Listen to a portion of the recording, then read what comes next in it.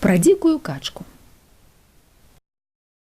Надышла восень, паступова халаднела. Пажоўкла лісце на дрэвах. Птушкі заспяшаліся ў вырай. Збіраліся ў далёкі шлях і дзікія качкі. А тым часам птушак цікавала злая і галодная ліса. Дзікая качка ўжо развіталася з сябрам зайцам да вясны і ўжо хацела адлятаць, але раптам заўважыла, што да яго падкрадаецца ліса. «Не чапай майго сябра!» – закрычала дзікая качка. Небарака заяц забіўся пад карчак і дрыжэў ад страху. А дзікая качка падляцела да лісы і пачала шчыпаць яе дзюбай. Раптам ліса пракусіла птушцы крыло. Дзікая качка ўратавалася ад хітрухі, але ляцець на поўдзень ужо не магла.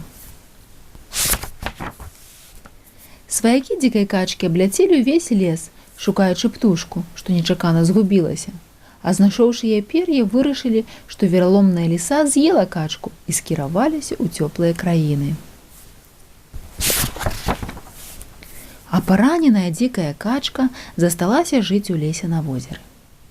Тут да яе прыходзіў найлепшы сябар заяц, таксама з'явіліся ў яе і новыя сябры – сойка, амялушка ды сініца. Прыйшла зіма. Вада ў возеры пачала замярзаць. Гэтага моманту і чакала хітрая ліса, якая ўвесь час пільнавала качку. Калі вада зусім замерзла, да птушкі ўжо можна было падабрацца па лёдзе. Тут і з'явілася ліса. Убачыла яе сойка і паляцела клікаць на дапамогу зайцоў. Прыбеглі яны і крычаць: «Не падыходзь, не чапай яе!» Убачыла ліса дзвюх зайцоў і падумала, што два зайцы – гэта значна больш, чым адна качка, і пабегла за імі.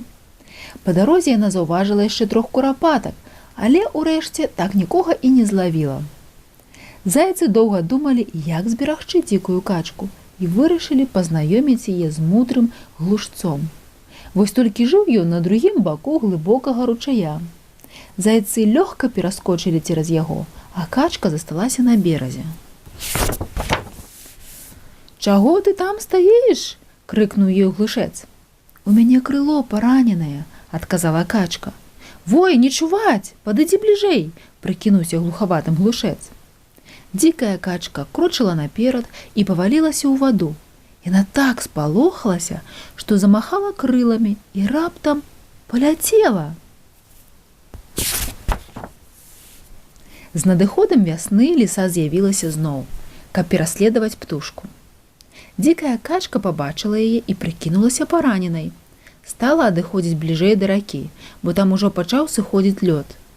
Качка скакала з льдзінкі на льдзінку, а ліса гналася за ёй, але раптам паслізнулася і ўпала ў ваду.